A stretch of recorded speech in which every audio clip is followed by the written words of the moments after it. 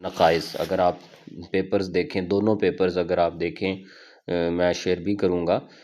اس سرگودا والے بھی دیکھیں اور دوسرے بھی پنجاب والے بھی دیکھیں، تو آپ کو وہاں پہ نقائص نظر آئیں گے، نقائص کی بات وہ کریں گے، نقائص کے بارے میں پوچھیں گے کہ بنو امیہ کے اندر کے زمانے میں جو نقائص ہوئے ہیں، شعری نقائص، ان کو بیان کریں۔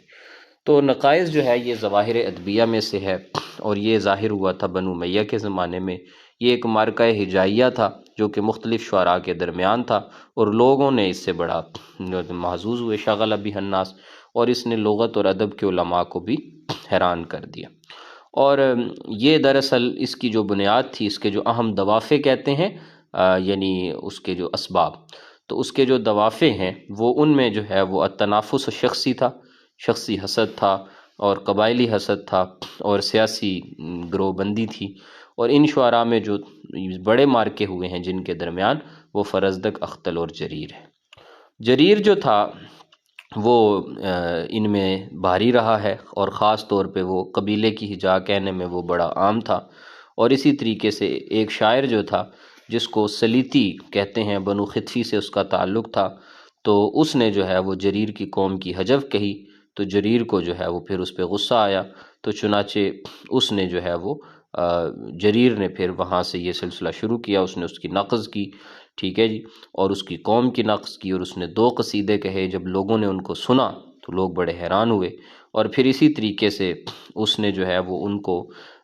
ایسی عورتوں کے ساتھ تشبیہ دی جو ان کو برا سمجھا جاتا ہے۔ اور پھر اسی سے ہے کہ انہوں نے ایک وفد بھیجا فرزدق کی طرف، اور اس کو کہا کہ آپ جو ہے وہ جریر کے خلاف بات کریں۔ چنانچہ فرزدق جو تھا وہ بھی اس کے نقائص میں کے میدان میں کود پڑا، اور اس نے جریر کی حجو کہہ دی، تو یہاں تک کہ یہ دونوں آپس میں ایک دوسرے کے ساتھ ہو پڑے، اور یہ حجا چلتی ہی رہی یہاں تک کہ فرزدق کا انتقال ہو گیا، ٹھیک ہے جی۔ اور اس کے بعد جو ہے وہ جب اس کا انتقال ہوا تو پھر جریر نے فرزدق کی موت کے بعد یہ چھوڑ دی، جیسا کہ اس نے کہا بھی ہے کہ مات الفرزدق بعد ما جد آتی ہی لیت الفرزدق کان عاش طویلا۔ وہ کہتا ہے کہ فرزدق میرے ساتھ پنگا لے کے خود تو مر گیا ہے، کاش کہ فرزدق زندہ ہوتا اور یہ سلسلہ لمبا چلتا، ٹھیک ہے جی۔ لیکن پھر وہ لوٹ آیا، اور وہ نادم بھی ہو گیا، اور اس نے اس کی رثا بھی کہی، اس کا مرثیہ بھی کہا۔ اسی طرح ایک شاعر تھا جس کا نام تھا راعی النمیری، کہتے ہیں کہ وہ بھی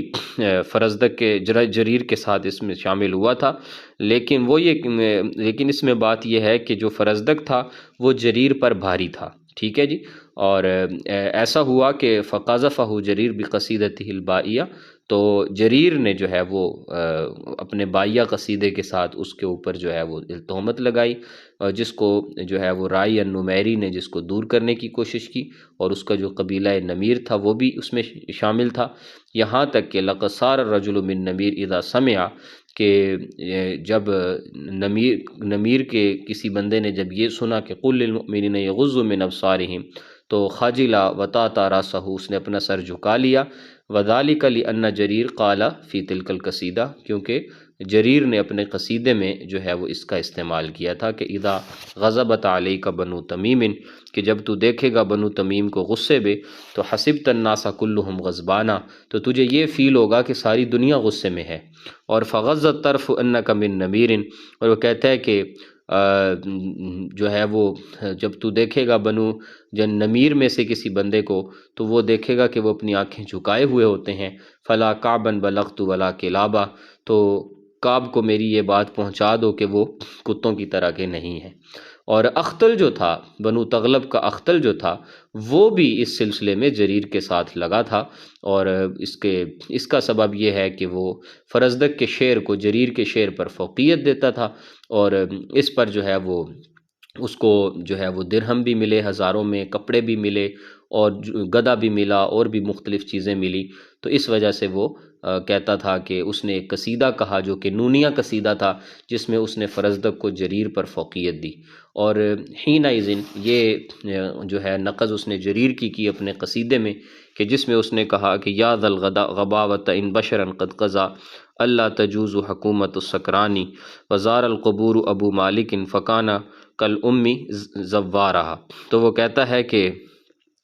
یہ جو ذوالغبارہ کہتے ہیں، یہ مطلب کہ جن کے اوپر مٹی لگی ہو یا اس طرح کے لوگ، اگر تم بشر ان لوگوں کو دیکھو کہ اگر حکومت جو ہے وہ پوڈریوں کی اور نشیوں کی جائز ہوتی تو یہ لوگ بھی حکمران ہوتے، اور تو اگر زیارت کرے ابو مالک کی قبر سے کی تو یہ کہے گا کہ جو ان کی ماں تھی وہ بدچلن تھی، یعنی اس ٹائپ کی اس نے حجویہ شعر کہی ہے۔ دراصل وہ ابو مالک اور ذوالغبارہ اور حکومت سکران سے مراد جریر اور اس کا قبیلہ لے رہا ہے، تو ان کے درمیان بھی جو ہے وہ معارک چلتے رہے۔ تو بیسیکلی 3 شعراء تھے، فرزدق، اختل اور جریر، اور ان تینوں کے درمیان یہ شعری نقائض رہے۔ یہ بھی اکثر سوال آتا ہے تو آپ نے اس کو اس انداز سے اس میں مختصر کر کے لکھ دینا ہے۔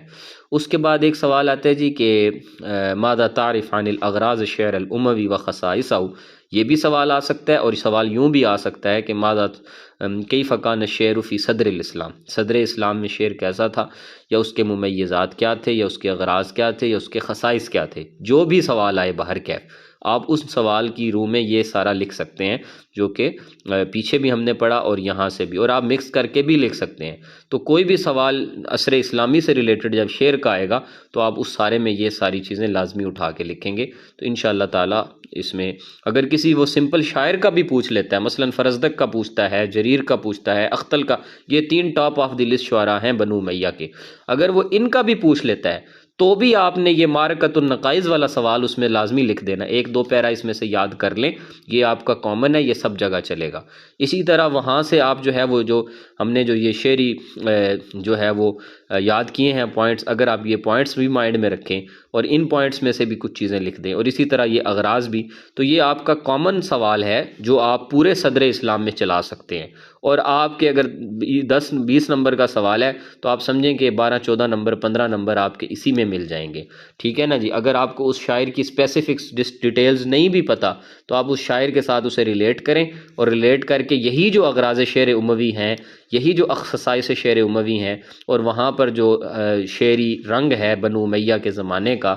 یا اس میں کیا کیا چیزیں ہو رہی تھیں، وہ ساری آپ اٹھا کے اس میں ڈال دیں کہ وہ شعر ایسا تھا، اس کا شعر ایسا تھا، اس کا شعر ایسا تھا، اس کے شعر میں یہ تھا، اس کے شعر میں وہ تھا، وہ آپ ڈال دیں، اور وہ آپ کا یہ سوال بھی کاؤنٹ ہو جائے گا۔ تو یہ ایک طریقہ ہوتا ہے پیپر کو اٹیمپٹ کرنے کا۔ چنانچہ یہ اس صورت میں جب آپ کو نہیں آتا، اور اگر آپ کو یہ اسپیسیفک سارا ہی یاد ہو جاتا ہے جیسے کہ، تو یہ تو بہت ہی اعلیٰ درجے کی بات ہے۔ باہر کیف دیکھیے گا، یہ سوال ہے اغراض الشعر الاموی و خصائصہ، اس میں وہ کہتا ہے کہ الغرض الجدید،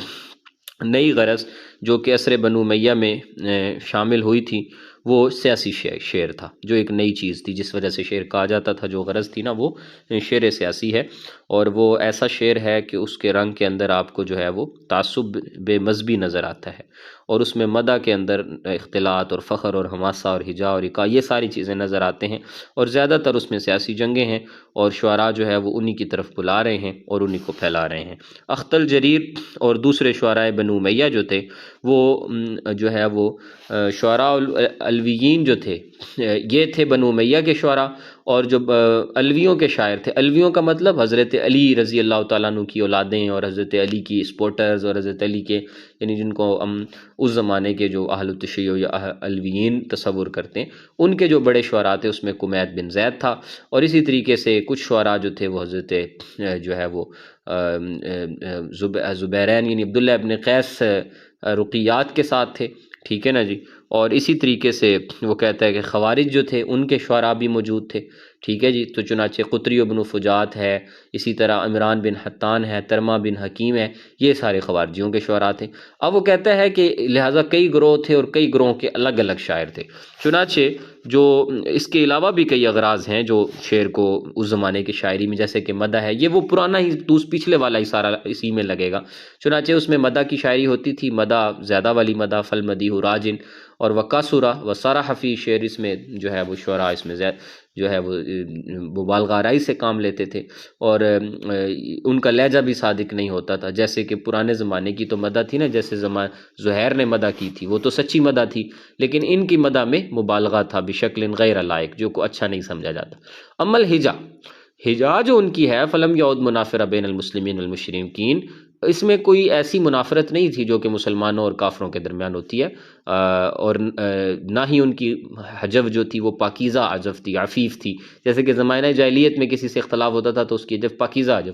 یہاں جو حجو تھی ان حضر نحو الاقضاء، ٹھیک ہے، ایک دوسرے پہ تہمت لگانا، والفحش، اور گندی بات، جیسے اب یہ اوپر کی ہے اس نے بات، وہ کہتا ہے جی کہ فکان کل امی زوارہ، اس کی ماں کے تو لوگ زیارتیں کرتے ہیں. تو اب اس طرح کی گندی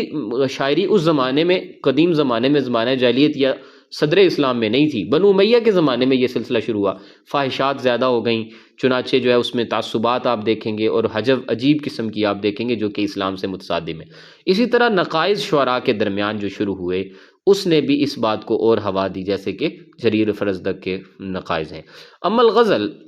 غزل جو ہے وہ ایک خاص سٹائل میں آ گئی تھی، اور ایک لمبا قصیدہ ہوتا تھا جیسے کہ زمانہ جاہلیت میں تھا، اور اسی طریقے سے اس میں جو ہے وہ، اور نبی علیہ السلام کے زمانے میں تھا، اور اسی طرح خلفائے راشدین کے زمانے میں تھا. ٹھیک ہے جی. امویے جو ہے وہ فن غزل جو ہے ان کا بڑا خاص قسم کا تھا، حجاز کا وہ، اور اسی طریقے سے اس میں طرف بھی تھا، اس میں غنا بھی تھا، اور اسی طریقے سے اس میں غزل عذری بھی پائی جاتی تھی اور غزل سری بھی پائی جاتی تھی، جو میں بات پہلے بھی کر چکا ہوں. بہرکیف ان کی ایک غزل غزل قصصی بھی ہوتی تھی، اور غزل قصصی جو ہوتی تھی اس میں یہ تھا کہ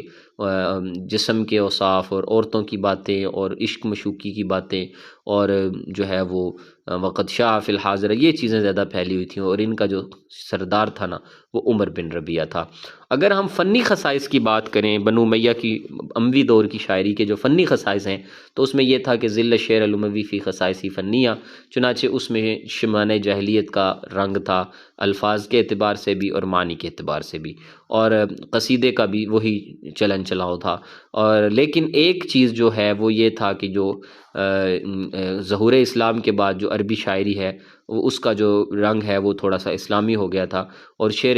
بنو امیہ میں وہ اسلامی جھلک واضح ہے کہ اس کے الفاظ جو ہے وہ قرآن کریم سے متاثر ہیں اور اسلامی معنی سے متاثر ہیں، اور اسلام کا جو اثر ہے وہ اس میں موجود ہے، جیسے کہ شعراء بادیین فرزدق ہے، اور ان کے شاعری کے اندر جو ہے خوارج اور شیعہ کا جو رنگ ہے وہ بھی اس میں واضح ہوتا ہے، جیسے کہ فرزدق کے بعض قصیدوں میں یہ چیز موجود ہے.